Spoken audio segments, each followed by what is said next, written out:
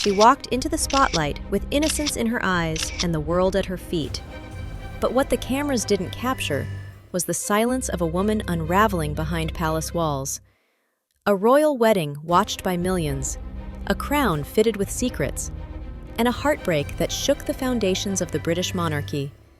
What if the fairy tale wasn't just a lie, but a carefully choreographed illusion? What if the princess knew too much? This is not just a story of royalty.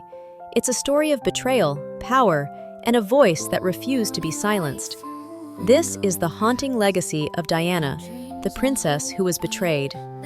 Before the tiaras, before the world fell in love with her smile, Diana was just a little girl caught in the crossfire of a broken home. Born on July 1, 1961, into British aristocracy, Diana Frances Spencer was raised on the vast grounds of Park House in Norfolk. But behind the grand halls, there was emotional emptiness. Her parents' marriage collapsed when she was just 7. The custody battle that followed was brutal. Diana would later call it the most traumatic period of her life. As her mother moved out, Diana was left with her father, cold, distant, and consumed by formality. She was quiet at school, often alone, often tearful. But she had something else, a growing sense of compassion, a desire to love where she had not been loved. She was only 16 when she first met the man who would change and ultimately destroy her life, Prince Charles. He was 29, sophisticated, groomed to be king, and already in love with someone else. Yet Diana, the shy nursery assistant, charmed the royal family. She was young, beautiful, and, most importantly to the palace, untainted. When Charles proposed in 1981, Diana said yes, believing she was stepping into a fairy tale. But even then, the cracks were visible. Just before the engagement, she overheard Charles on the phone saying to someone, "Whatever happens, I will always love you." That someone was Camilla. July 29, 1981. Over 750 million people tuned in to watch Diana marry the future king. Her dress, with its 25-foot train, was fit for a storybook. The crowd cheered, the cameras rolled. The monarchy had its golden couple. But behind the veil, Diana was trembling. She would later reveal she felt like a lamb being led to slaughter. On her honeymoon, she found 2 things that crushed her spirit. A pair of cufflinks engraved with the initials G and F, for Gladys and Fred, Charles and Camilla's secret nicknames. The betrayal had already begun. At just 20 years old, Diana became the most photographed woman in the world. But behind palace doors, she was unraveling. She suffered from bulimia. She threw herself downstairs while pregnant, desperate to get Charles' attention. He would leave the room when she cried. She later said, "My self-esteem was at rock bottom. I was fighting to keep myself alive." Meanwhile, Charles continued his affair with Camilla. Diana once confronted Camilla at a party and said, "I know what's going on. Don't treat me like I'm stupid." Camilla reportedly replied, "You have everything. What more could you want?" Diana answered, "I want my husband." In 1995, Diana did the unthinkable. She gave a secret, unauthorized interview to journalist Martin Bashir.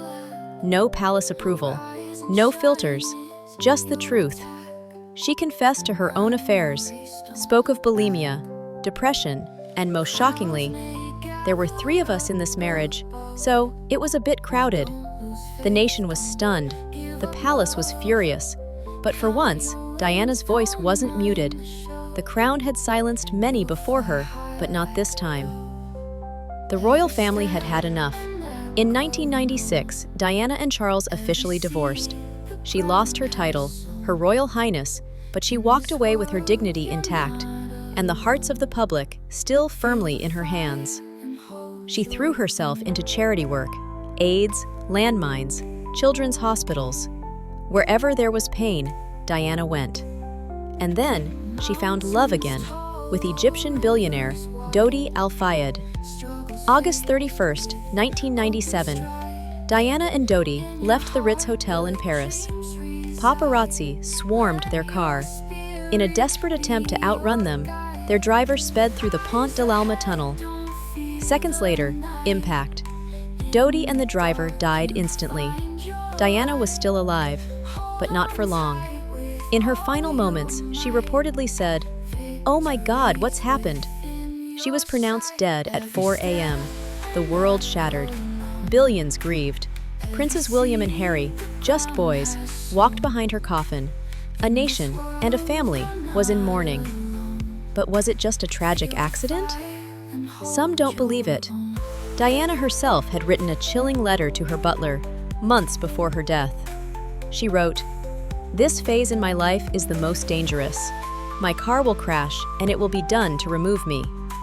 Why weren't her security protocols followed? Why was her seatbelt unfastened? Why did the cameras in the tunnel mysteriously fail that night? We may never know the full truth, but what is clear is that Diana feared something, and maybe, just maybe, she was right to. Diana Spencer was never meant for the crown. She was meant for the people.